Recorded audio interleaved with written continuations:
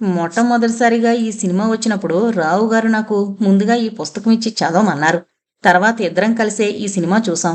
మనసు చేసే విచిత్రాలు చిత్రంగా చిత్రించిన చిత్రం ఇది అంది మెలిసా చిరునవ్వుతో. మీరు చెప్పింది వింటుంటే కెనడాలో జరిగిన నా అనుభవం గుర్తుకొస్తోంది. మరో మనిషి అని పేరు పెట్టి ఆ విషయం మీద ఒక వ్యాసం కూడా రాశాను. డేవిడ్ చెప్పిన హోర్షన్లో దెయ్యం సంఘటనకి ఇది జవాబు కూడా చెప్పొచ్చు అన్నాడు ఆండ్రూ. అయితే అదేంటో చెప్పండి అడిగాడు ప్రహ్లాద్ ఉత్సాహంగా.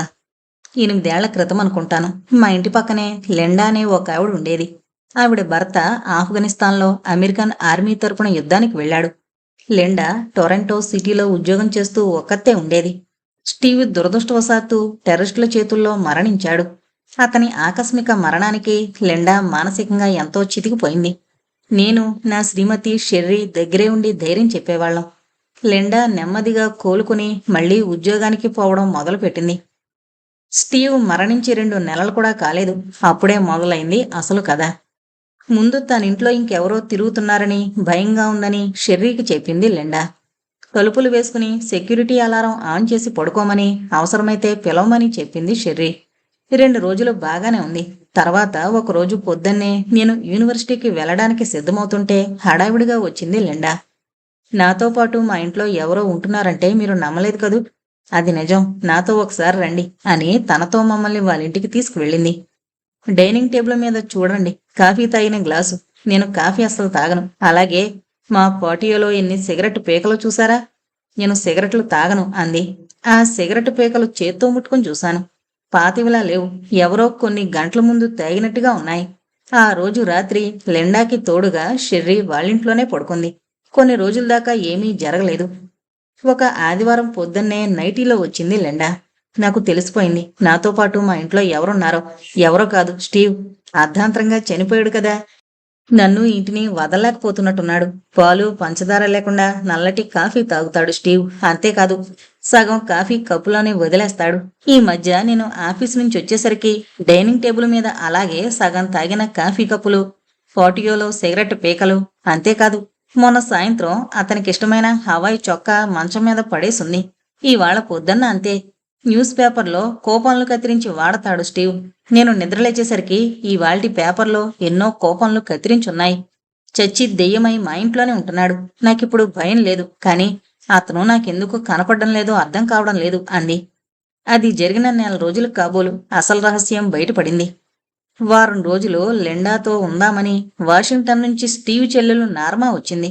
స్టీవ్ స్మృతుల నుంచి ఇంకా బయటపడలేని లెండా అతను మామూలుగా చేసేవన్నీ అసంకల్పితంగా తనే చేస్తూ అతనింకా తనతోనే ఉన్నాడని భ్రమపడుతూ ఉండేదట.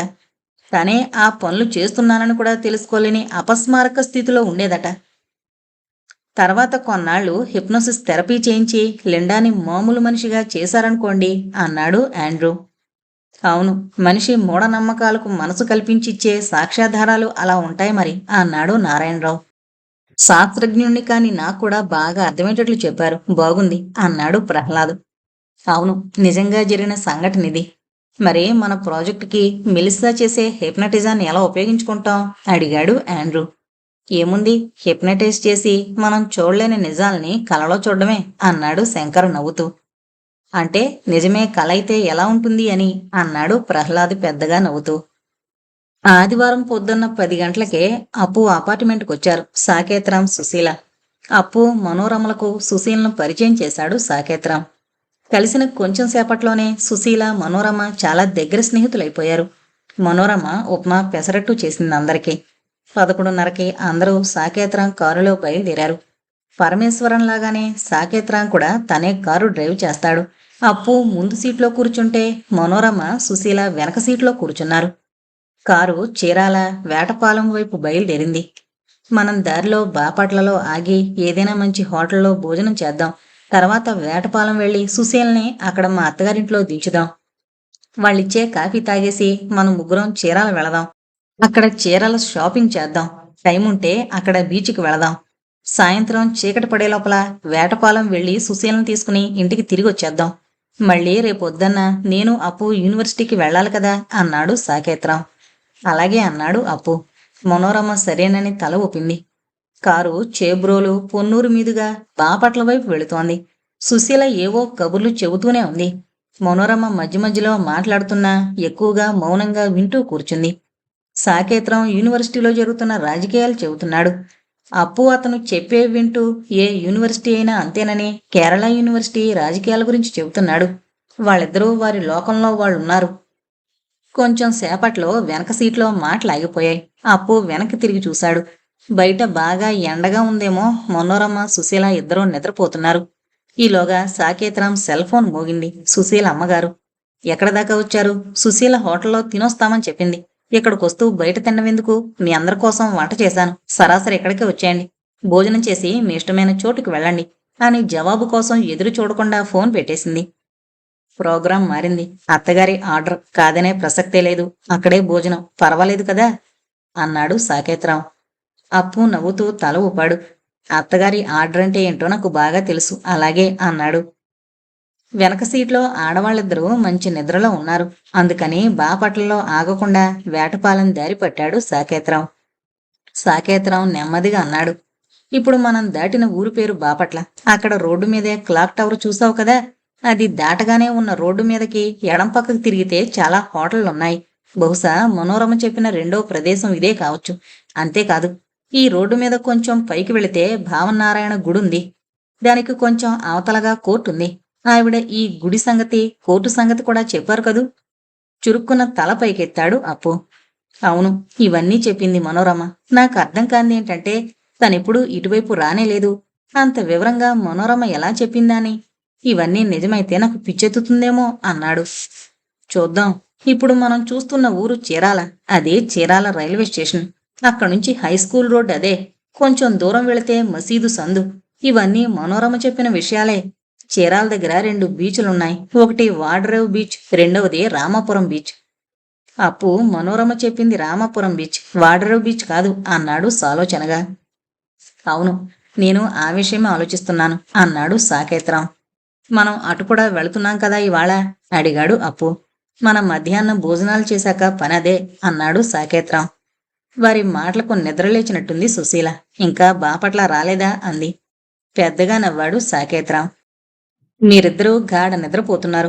బాపట్ల ఎప్పుడో దాటాం. ఇప్పుడే చీరాలు కూడా దాటుతున్నాం. మన కార్యక్రమంలో చిన్న మార్పు. మీ అమ్మగారు ఫోన్ చేశారు. వంటంతా వండేశానని, భోజనాలు అక్కడేనని అన్నారు. సో అక్కడికే వెళుతున్నాం. అన్నం తినేసి మేం వెళ్లాల్సిన చోట్లకు వెళ్లి సాయంత్రానికి తిరిగొస్తాం, సరేనా అన్నాడు. సుశీల నవ్వింది. నేను ముందే చెప్పాను, మా అమ్మకి కోపం వస్తుంది, భోజనానికి అక్కడికే వెళదామని. మీరు వినలేదు అంది. మనోరమ కూడా లేచి వచ్చేశామా అంది. వేటపాలెం వచ్చేశాం. మా అత్తగారింటికి వెళుతున్నాం.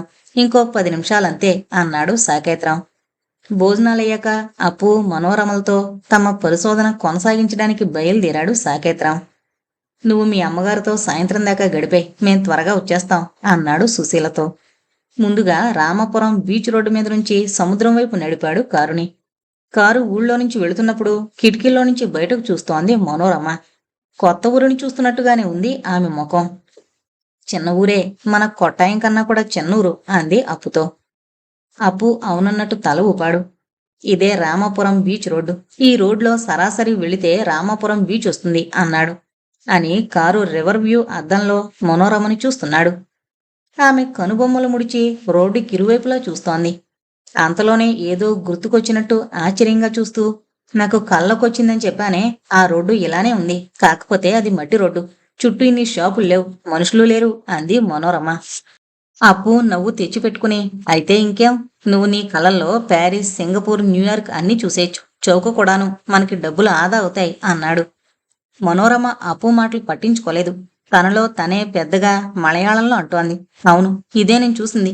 ఇంతకు ముందే ఎప్పుడో ఇవన్నీ చూసినట్టుగా ఉంది. కాకపోతే ఈ ఇంజనీరింగ్ కాలేజ్, పాలిటెక్నిక్ చూసినట్లేదు. కొత్తవేమో. ఆ రైస్ మిల్లు చూశాను. అది దాటాక బీచ్ వస్తుంది, అక్కడేగా. ఆమె ముఖంలో రంగులు మారాయి. ఏదో గొణుగుతోంది. అప్పు వెనక్కి తిరగబోతుంటే సాకేత్రాం కళ్ళతో వద్దని వారించాడు.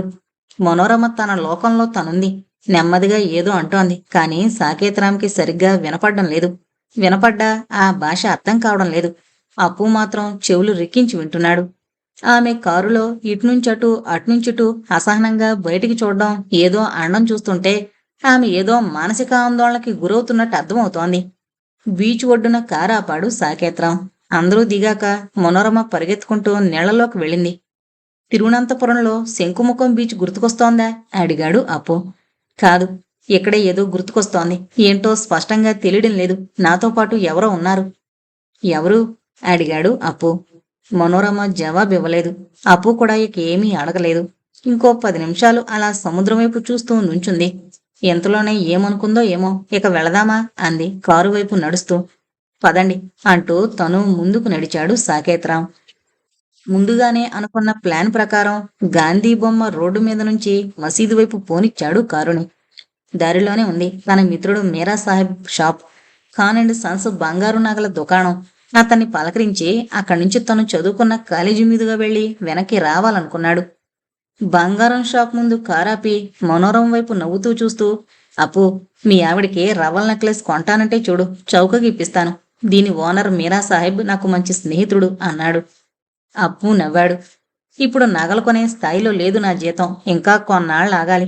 నువ్వు నీ మిత్రుడితో మాట్లాడుతూ ఉండు. మేమీలోగా షాపులో ఏమున్నాయో, మేం కొనాలనుకుంటున్నవి మాకెంత దూరంలో ఉన్నాయో చూస్తుంటాం అన్నాడు. మీరా అతని తమ్ముడు ఇక్బాల్ షాపుని నడుపుతుంటారు. ఖాన్ గారు రిటైర్ అయిపోయారు అంటూ లోపలికొచ్చాడు సాకేత్రాం.